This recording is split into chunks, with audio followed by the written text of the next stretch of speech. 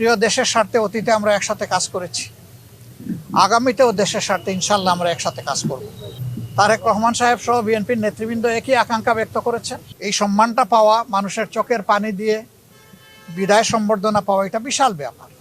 আমরা সহানুভূতি জানাই, সহমর্মিতা জানাই তার সন্তান বিএনপির ভারপ্রাপ্ত চেয়ারম্যান জনাব তারেক রহমান সহ তাদের পরিবারের সদস্যবৃন্দ, সংগঠনের নেতাকর্মী এবং তার চিকিৎসা কাজে যারা নিয়োজিত ছিলেন, সেই সমস্ত চিকিৎসক সমাজের প্রতিও আমরা ধন্যবাদ জানাচ্ছি, কৃতজ্ঞতা জানাচ্ছি যে তারা বেগম খালেদা জিয়া দেশনেত্রীকে অত্যন্ত আন্তরিকতার সাথে তাদের সর্বোচ্চ যোগ্যতা অনুযায়ী তারা চিকিৎসা সেবা দিয়েছে।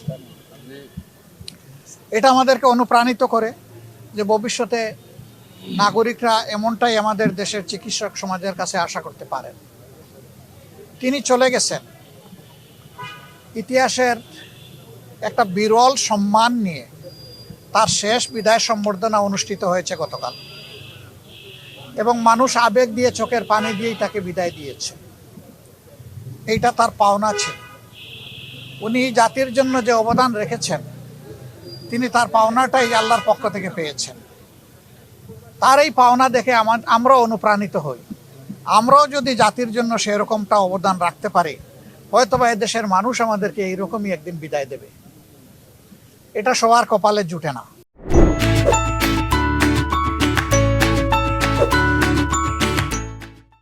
এই সম্মানটা পাওয়া, মানুষের চোখের পানি দিয়ে বিদায় সম্বর্ধনা পাওয়া, এটা বিশাল ব্যাপার। আমরা এই জন্য আল্লাহ রাব্বুল আলামিনের শুকরিয়া আদায় করি যে তিনি তার বান্দির প্রতি রহমশীল হয়েছেন। দেশ এখন একটা গুরুত্বপূর্ণ বাঁকে আছে।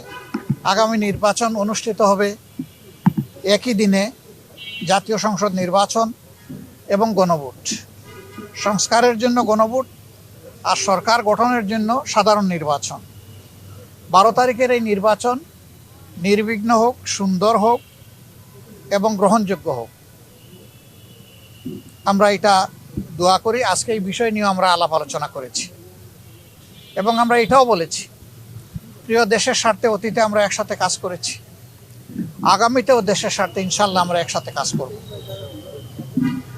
তারেক রহমান সাহেব সহ বিএনপির নেতৃবৃন্দ একই আকাঙ্ক্ষা ব্যক্ত করেছেন, আমরাও একই আকাঙ্ক্ষা ব্যক্ত করেছি।